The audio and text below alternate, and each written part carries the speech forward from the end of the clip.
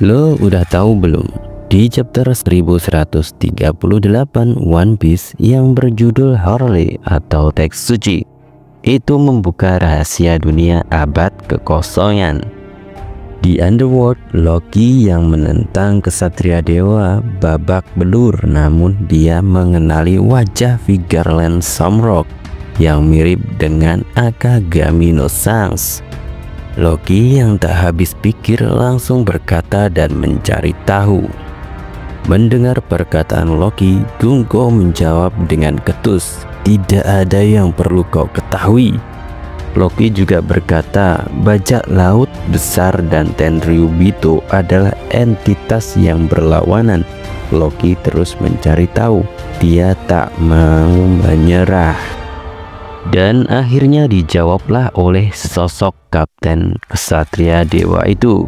"Melihatku punya wajah yang sama dengannya pasti membuatmu merasa aneh, kan?" Vigarland Samrock terus berkata dengan wajah muramnya, "Bajak laut itu adalah adik kembarku yang terpisah dan sempat kembali ke Marijoa. Tapi ia lebih suka di dunia bawah yang kotor itu."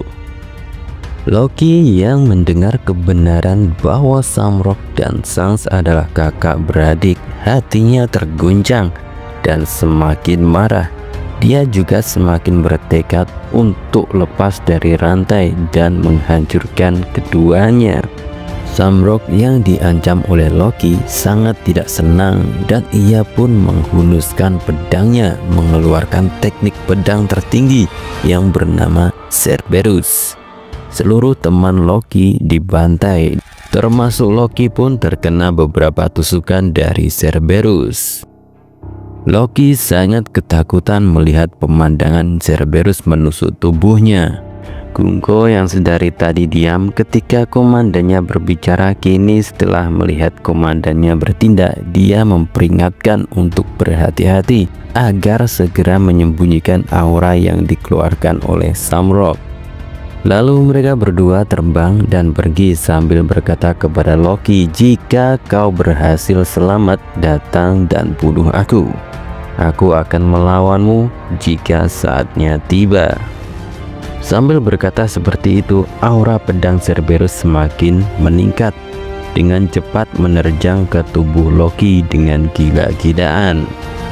Di kastil Aurus Elbaf, di mana Luffy, Zoro, Nami, dan Redo kini sedang menginterogasi penjaga kastil yang sudah bangun dari pingsannya. Ia menjelaskan kalau yang menyerang mereka adalah Akagami no Sans. Luffy yang mendengar penjelasan dari kedua penjaga ngotot tidak percaya. Tak mungkin itu Sans, dia tak mungkin kejam menyerang orang tanpa sebab.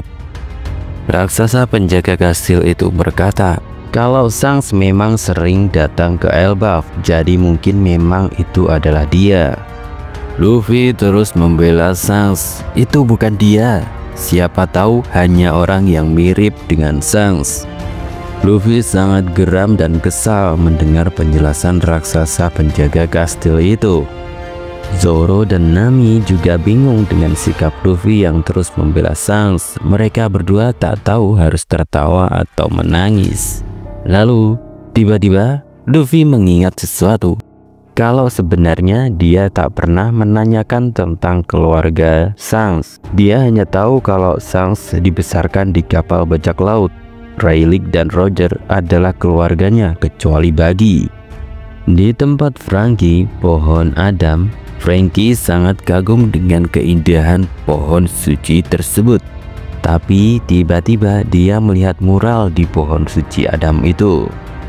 Lalu seorang raksasa yang menemaninya jelasin kalau itu hanya coretan yang dibuat oleh anak-anak pada zaman kekosongan 800 tahun yang lalu. Franky yang mendengarnya sangat terkejut. Dia berkata kepada raksasa di sampingnya kalau harusnya membawa Robin untuk menunjukkan mural tersebut. Di perpustakaan burung hantu, Robin, Chopper, dan Dr. Saul sedang membaca buku sejarah dan Dr. Saul menunjukkan sebuah teks yang disebut teks suci Harley. Di dalamnya menjelaskan tentang rahasia tiga dunia yang tak diketahui oleh banyak orang. Isi teks tersebut menjelaskan tentang dunia pertama, dunia kedua, dan dunia ketiga. Dunia pertama dijelaskan terdapat api di bumi.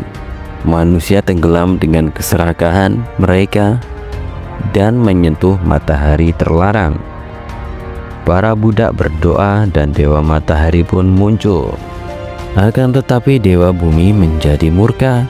Kemudian bersama ular neraka, dunia diselimuti kematian dan kegelapan.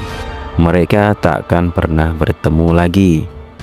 Dunia kedua dijelaskan terdapat napas dalam kehampaan. Dewa hutan mengirimkan iblis. Matahari hanya menyebarkan api peperangan. Orang-orang bulan separuh bermimpi. Manusia membunuh matahari dan menjadi dewa. Dewa laut menjadi murka. Mereka takkan pernah bertemu lagi. Dunia ketiga dijelaskan terdapat kekosongan dan kekacauan. Bayangan-bayangan yang tak diinginkan mengingat hari yang dijanjikan. Dan mereka mendengar bulan yang terpecah. Dewa matahari menari dan tertawa menuntun dunia menuju akhir. Matahari akan kembali dan fajar baru akan terbit. Mereka akan bertemu kembali.